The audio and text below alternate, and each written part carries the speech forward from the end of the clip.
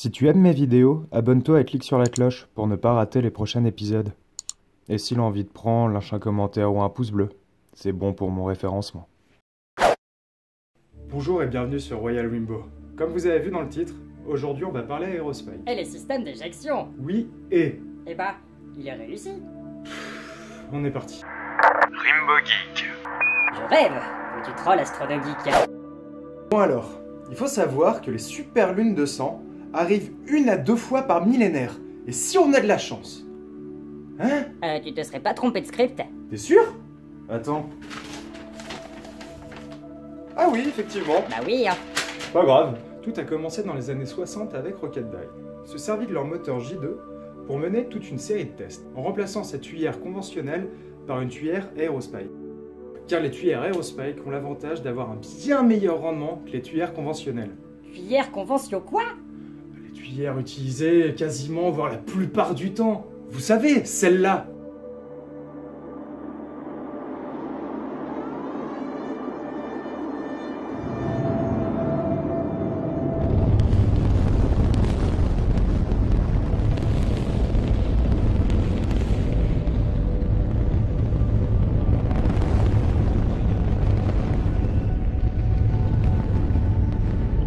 On les maîtrise super bien, mais il y a un problème majeur.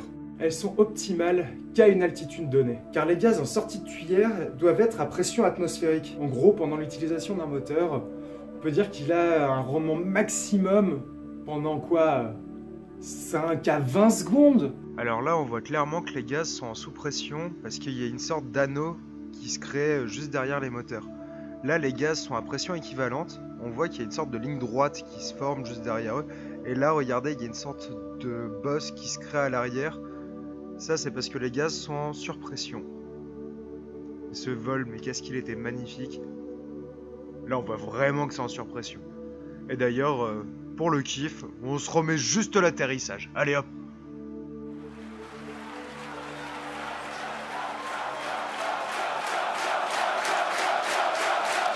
And that landing burn has started. Both boosters looking to be on track towards their respective landing zones. Landing legs have started. Star boosters landing legs have deployed.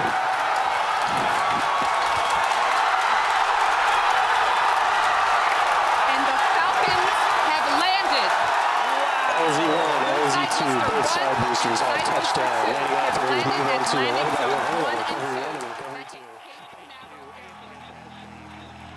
Seulement les tuyères prévues pour le vide auront un rendement maximal tout le long de leur vie, car là-haut la pression évolue plus tellement.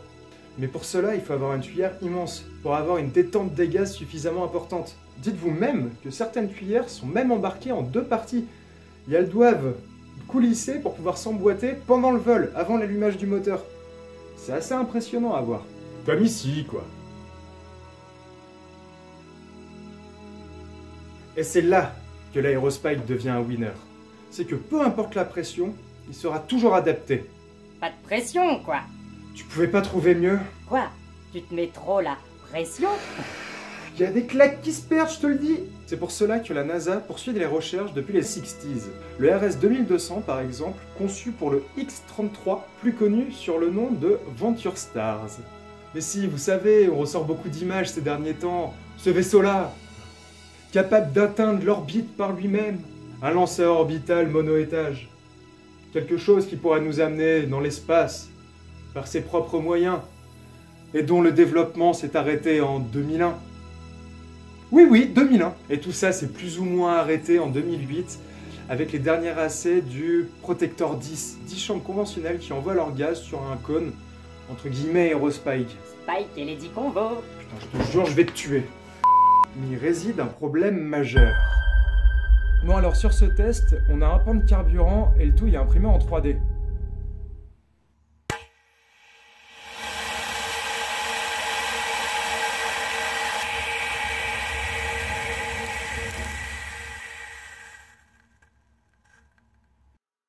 Comme on peut voir au début, avant que le moteur casse, les gaz sont guidés par la paroi du cône d'un côté et par l'air de l'autre.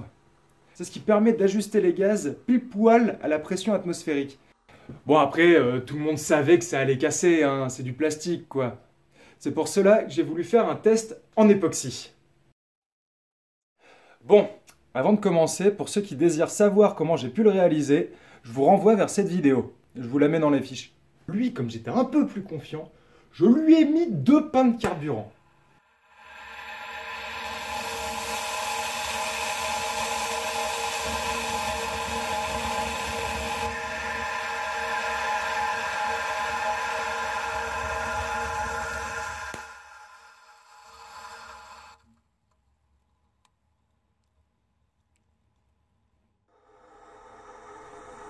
Et franchement, que dire de plus sur ce test que sur l'autre? Mis à part que, putain, vous avez vu la couleur du cône? C'est magnifique!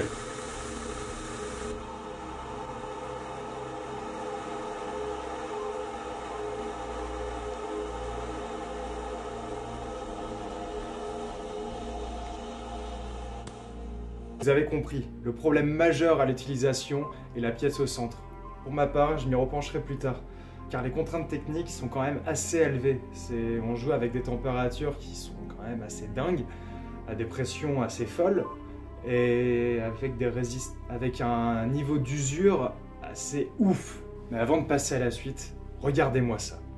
Et en fait, du coup, on voit que le truc au centre a été soufflé. Et la tuyère est encore là. Hein. Ah, c'est marrant cet effet bleuté. Ça doit être un mélange entre l'époxy et le carburant. Et on voit que tout a bien brûlé. Et je crois qu'on distingue le démarreur au fond. Putain, c'est taré, c'est vraiment trop beau. L'éjection, l'éjection, l'éjection. Oui, j'y viens. Faut savoir qu'à la réalisation des charges explosives, j'en avais raté une. J'en étais bien conscient et je savais qu'elle allait merder. Mais mon inébranlable attrait à la connerie m'a poussé à faire le test et à y mettre feu. 1, 2, 3.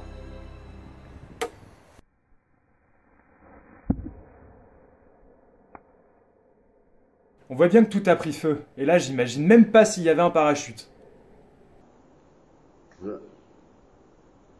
Mais vous avez vu cette ouverture?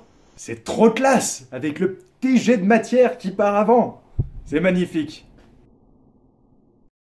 Et on arrive enfin à l'essai réussi. 2, 1.